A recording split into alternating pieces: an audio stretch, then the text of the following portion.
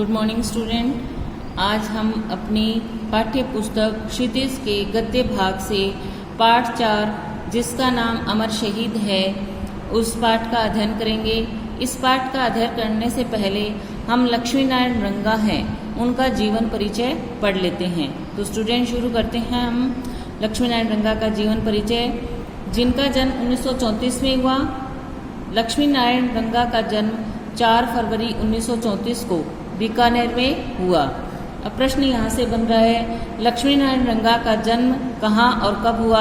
इसको आप अंडरलाइन करेंगे। लक्ष्मी नारायण रंगा का जन्म 4 फरवरी 1934 को बीकानेर में हुआ था। 1 नंबर का प्रश्न बना अपना। यहाँ से आगे पढ़ते हैं। आपने डूंगर कॉलेज बीकानेर से स्नातकोत्तर की डिग्री प्राप्त की एवं भाषा विभाग जयपुर में मुख्य अनुवादक के रूप में कार्यरत रहे। बाल्यकाल से ही आपका रुझान नाटकों की ओर था, अतः नाटक लेखन, निर्देशन एवं अभिनय में सक्रिय भागीदारी निभाई। बाल्यकाल से ही उनका रुझान किस तरफ था? दूसरा प्रश्न अपना बन रहा है। बाल्यकाल से ही उनका रुझान नाटकों की तरफ था, अंडरलाइन कर लेंगे। इसीलिए उन्होंने नाटक लेखन, निर्देशन, अभिनय में अपनी सक्रिय भागीदारी निभाई थी।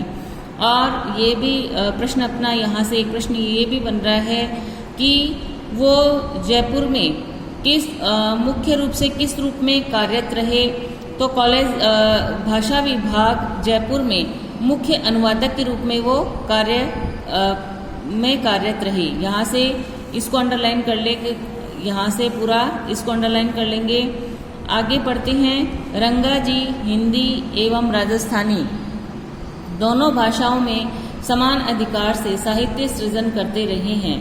आपके नाटक एवं एकांकी मुख्यतः ऐतिहासिक, सामाजिक एवं समसामयिक विषयों को आधार बनाकर लिखे गए हैं।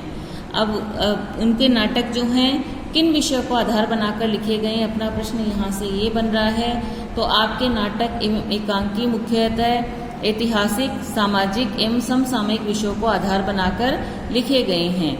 इनके द्वारा रचित नाटक एवं एकांकी अभिनय एवं रंगमंच की दृष्टि से बेहद सफल रहे हैं। इनको सन 2006 में राजस्थानी भाषा में रचित पूर्णमिंद रंग नाटक पर साहित्य अकादमी पुरस्कार प्राप्त हुआ है। इनको साहित्य अकादमी पुरस्कार कब और किस नाटक पर मिला? तो इनको सन 2006 में राजस्थानी भाषा में रचित पूर्णमिंद रंग नाटक पर साहित्य अकादमी पुरस्कार प्राप्त हुआ है। इसको भी अंडरलाइन कर लेंगे आप लोग। आगे पढ़ते हैं। इनके द्वारा जो रचनाएं रची गई है वो है नाटक एवं एकांकी संग्रह टूटती नालंदाएं, रक्त बीज, तोड़ दो ये जंजीरें, एक घर अपना, कहानी संग्रह दहेज का दान, हम नहीं बचेंगे, हम नहीं छोड़ेंगे, कविता संग्रह हरिया सुवटिया राजस्थानी भाषा में, बाल कहानियाँ टमरकट्टू राजस्थानी भाषा में। अब पाठ परिचय, अमर शहीद का पाठ परिचय पढ़ते हैं। इस एकांकी में जो राजस्थान के स्वतंत्रता आंदोलन के जो प्रेरणा स्रोत वीर शिरोमणि सागरमल गोपा द्वारा मातृभूमि की स्वतंत्रता के लिए प्राण न्यौछावर करने की यशोगाथा है कि यह जो एकांकी दी गई है अपने को अमर शहीद एकांकी, इसमें जो अपने स्वतंत्रता आंदोलन के जो प्रेरणा स्रोत रहे हैं वीर शिरोमणि कौन? सागरमल गोपा। उनके द्वारा जो मातृभूमि के प्रति अपने जो उन्होंने जो बलिदान किया और अपने जो प्राण न्यौछावर किए उसकी यशोगाथा है इसमें।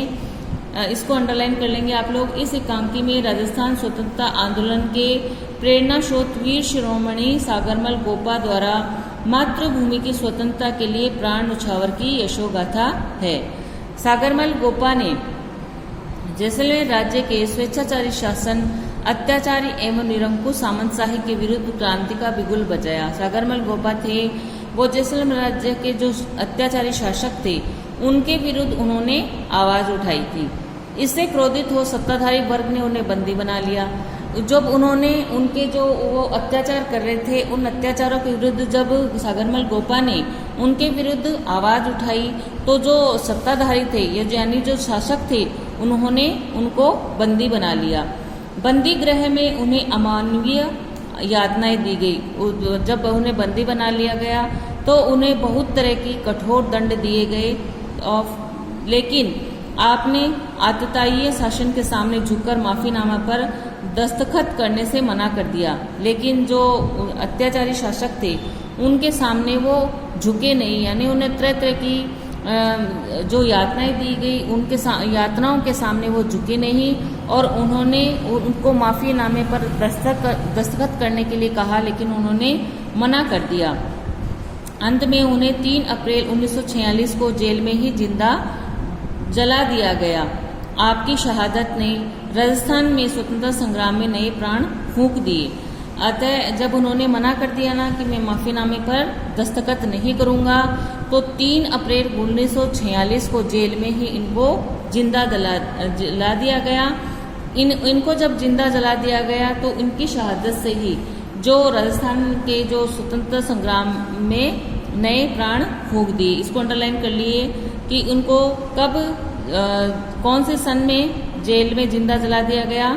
इन्हें 3 अप्रैल 1946 को जेल में जिंदा जला दिया गया। इसको भी अंडरलाइन कर लेंगे। तात्विक दृष्टि से अमर शहीद एक सफल एकांकी है। इसकी संवाद योजना में ओजपूर्ण भाषा शैली का प्रयोग पाठकों का ध्यान आकृष्ट करती है। अब हम पाठ को पढ़ेंगे। अमर शहीद।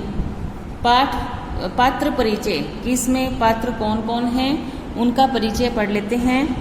सागरमल गोपा कौन है? 46 वर्षीय स्वतंत्रता सेनानी है, जिसने धोती कुर्ता पहन रखा है, हाथ में उसके हथकड़ियां हैं और पाँव में दोहरी बेड़ियां, यानी डबल, जिसे आप अंग्रेजी में बोलते हो डबल, वो हिंदी में जिसे बोल जाता है दोहरी बेड़ियां डली हुई है। किसके? सागरमल गोपा के। सागरमल गोपा का व्यक्तित्व एक 46 वर्षीय व्यक्ति है, स्वतंत्रता सेनानी है, जिसने धोती कुर्ता पहन रखा है, हाथ में उसके हथकड़ियां हैं और पाँव में दोहरी बेड़ियां डली हुई है। फिर दूसरा पात्र है अपना गुमान सिंह रावलोत। गुमान सिंह रावलोत है वो क्या है? पुलिस अधीक्षक है वो। फिर है जेलर कर्णीदान है वो जैसलमेर जेल का इंचार्ज है। जेलर कर्णीदान जिसका नाम है वो जैसलमेर जेल का था, वो इंचार्ज था।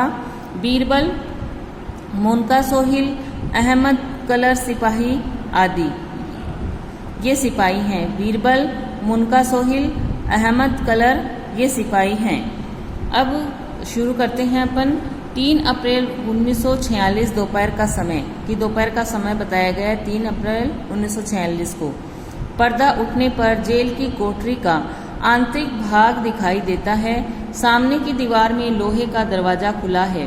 रंगमंच के बीच सागरमल गोपाल बैठा है। उसके हाथ पीछे करके उल्टी हथकड़ी लगाई हुई है तथा पाँव से भारी बेड़ियों के कारण उनके पाँव में घाव पड़ गए हैं तथा उसमें खून बह रहा है। सागरमल गोपा ने धोती कुर्ता पहन रखे हैं जो मेले कुचले हैं। बेंतों से बार बार पीटने से कपड़े जगह जगह फटे हुए हैं तथा उन पर खून के दाग लगे हुए हैं। सागर के चेहरे पर गहरी वेदना के चिन्ह हैं। वह हिलता है तो दर्द से हल्की चीख निकल जाती है। वह दांत भींचकर दर्द को दबाने की कोशिश करता है, पर नीचे के अंगों में मिर्ची की लुगदी चढ़ाई होने के कारण उसके थोड़े हिलते ही तेज चीख बरबस निकल जाती है। पीछे के दरवाजे में गुमान सिंह रावलोत खूनी भेड़िए किसी नज़र और मुस्कान लिए खड़ा नजर आता है। कि पर्दा जब उठता है तो जो जेल होती है उसका अंदर का भाग दिखाई देता है। जो सामने की दीवार में एक लोहे का दरवाजा खुलता है जिसमें सागरमल गोपाल बैठा हुआ है।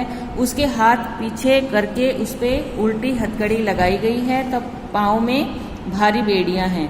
बेड़ियां इतनी भारी है कि उसके कारण उसके पाँव में जो घाव पड़ गए हैं और उनसे लगातार खून बह रहा है। सागरमल गोपा ने क्या पहन रखा है? धोती कुर्ता पहन रखा है जो एकदम मेला कुचेला है, और बार बार में उसे बेतों से मारने के कारण उसके कपड़े भी है वो भी जगह जगह से फटे हुए हैं तथा उन पर खून के दाग लगे हुए हैं। और सागर का चेहरा गहरी वेदना से चिन्ह है। सागर के चेहरे पर गहरी वेदना के चिन्ह है। वेदना यानी पीड़ा, दुख के बहुत चिन्ह हैं। वह हिलता है तो दर्द से हल्की चीख निकल जाती है। वह दांत बींचकर दर्द को दबाने की कोशिश करता है, पर नीचे से अंगों की मिर्ची की लुगदी चढ़ाई के कारण के थोड़े हिलते तेज चीख पर बस निकल जाती है। पीछे के दरवाजे से गुमान सिंह रावलत खूनी भेड़िए किसी नज़र और मुस्कान लिए खड़ा नजर आता है। तो स्टूडेंट, अपने को अगर सागरमल गोपा का व्यक्तित्व का चित्रण आए तो अपने को यह लिखना है। इसलिए इस पूरे पैराग्राफ को आप ब्रैकेट में लगा लीजिए, कोष्ठक में लगा लीजिए। आगे पढ़ते हैं। व्यक्तित्व का चित्रण नहीं कि सागरमल गोपा की जेल में कैसी दशा थी, उस दशा का वर्णन है ये। सागर स्टीक कर नहीं, यह पीड़ा, यह अपमान, यह आग अब सही नहीं सही जाती। गुमान हंसकर नहीं सही जाती तो महारावल जवार सिंह जी से माफ़ी मांग लो। सागर, माफ़ी किस बात की माफ़ी, कौन से अपराध के लिए माफ़ी?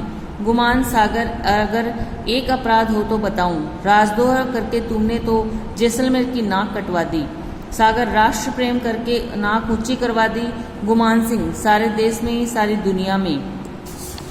आगे बढ़ते हैं। गुमान, लानत है तेरी इस नाक पर। महारावल की जगह यदि मैं होता तो राजद्रोह में तेरी बोटी बोटी निचवा देता। सागर, पर क्यों? गुमान, इसलिए कि तुमने अंधाता के साथ गद्दारी की। तुमने जैसलमेर राज्य का गुंडा शासन और रघुनाथ सिंह का मुकदमा किताबें लिखी। महारावल को डाकू, खूनी, हिंसक और आतताइयों का रक्षक कहा। इस राज्य को जंगल का राज्य कहा। ये जब सागर को गुमान सिंह ने क्या कहा कि तुमने अंधाता के साथ गद्दारी की है, तुमने जैसलमेर राज्य का गुंडा शासन और रघुनाथ सिंह का मुकदमा किताबें लिखी है। महारावल को डाकू, खूनी, हिंसक और आतताइयों का रक्षक कहा है। इस राज्य को जंगल का राज्य कहा है। तो इसलिए तुमने क्या किया है? अंधाता के साथ गद्दारी की है। उसने अब प्रश्न ये भी बन रहा है, एक छोटा प्रश्न, कि सागरमल गोपा ने कौन कौन सी किताबें लिखी? तो उन्होंने लिखी जैसलमेर राज्य का गुंडा शासन, तो रघुनाथ सिंह का मुकदमा किताबें लिखी। इसको अंडरलाइन कर लेंगे आप लोग।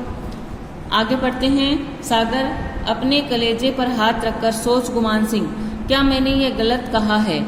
गुमान, बिल्कुल गलत। अरे नमक हराम, तेरी पीढ़ियों के लिए जिस भाटी महारावल का नमक खाया है तूने उसी थाली में छेद किया है, गद्दार। सागर, गुस्से में से गद्दार मैं नहीं, गद्दार तुम और तुम्हारे महारावल दोनों हो, जो अंग्रेजों की छत्र छाया पाने के लिए मातृभूमि के साथ गद्दारी कर रहे हो। जनता को डंडे और अंधे कानून से दबाते हो। मैंने जो भी किया है जनता के हित में किया है। गुमान, गुस्से से झूठे, क्या तुमने राज्य की जनता को नहीं उकसाया? क्या तुम लोगों ने ताजियों का झगड़ा नहीं भड़काया? क्या तुम लोगों ने दर्जी सत्याग्रह नहीं करवाया? क्या तुमने हड़तालें और भूखे हड़तालें नहीं करवाई? क्या तुमने क्रांतिकारी कविताएं नहीं लिखी? क्या तुमने जैसलमेर के किले पर तिरंगा झंडा लहराने की घोषणा नहीं की? क्या तुम लोगों ने नहीं कहा कि महारावल को नजराना भेंट नहीं करेंगे? क्या तुम लोगों ने संकल्प नहीं किया कि महारावल के सामने सिर नहीं झुकाएंगे? बोल बोल, तुम लोगों ने यह सब किया या नहीं?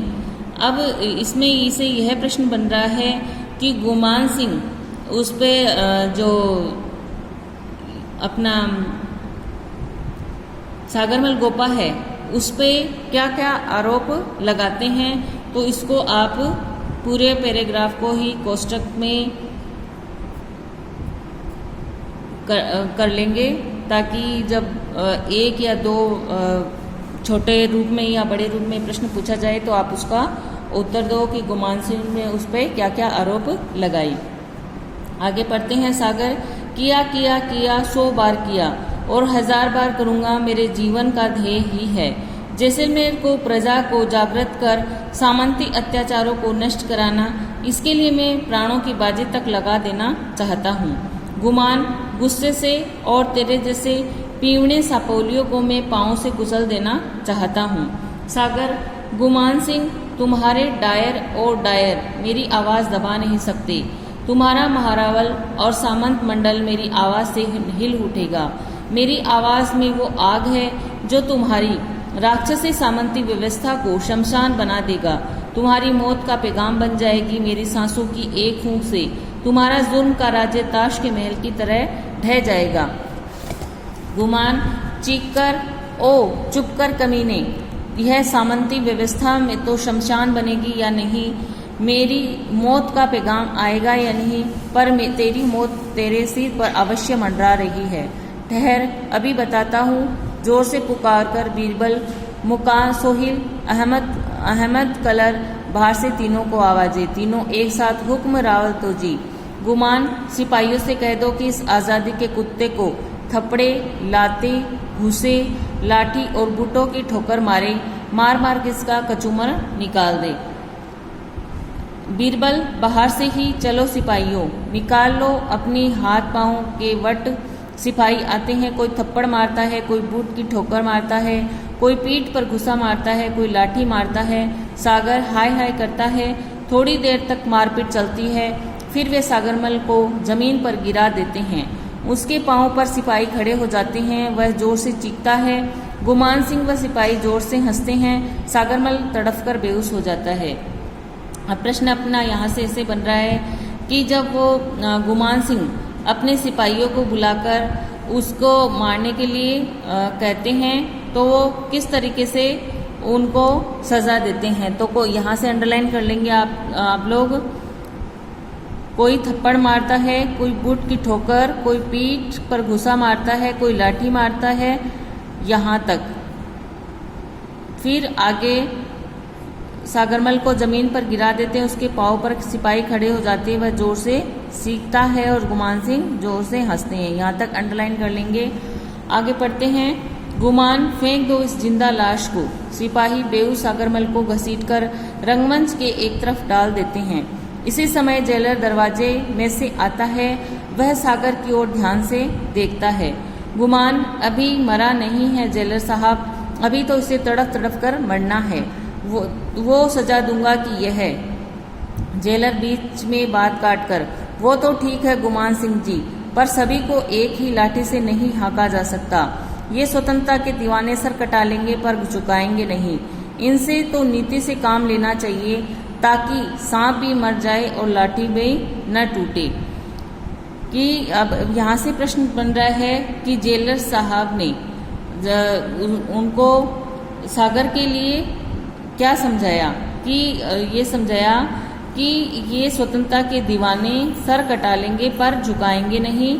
इनमें से जो नीति से काम लेना चाहिए ताकि सांप भी मर जाए और लाठी भी न टूटे। इन लाइनों को आप अंडरलाइन कर लेंगे। आगे बढ़ते हैं। गुमान असमंजस में, आपकी बात समझा नहीं। जेलर, कोई बात नहीं, समय आने पर मैं समझा दूंगा। अब आप जाइए, मुझे सागर को होश में लाकर जरूरी बातें करनी हैं। गुमान, जाते जाते मेरी जरूरत पड़े तो बुला लें। जेलर, जरूर और हाँ। गुमान सिंह जाते जाते रुक जाता है। थोड़ा ठंडा पानी भिजवा दीजिए। गुमान जाते हुए, ठीक। जेलर सागर की हथकड़ी खोलकर उसे सीधा करता है। उसकी नब्ज देखता है। एक सिपाही गिलास और लोटों में पानी लाता है। तो स्टूडेंट, आज हम इतना ही पढ़ते हैं। इसमें से यदि आपको कोई समझ में नहीं आया हो तो कॉल करके या मैसेज करके पूछ लीजिएगा। Thank you. Have a nice day.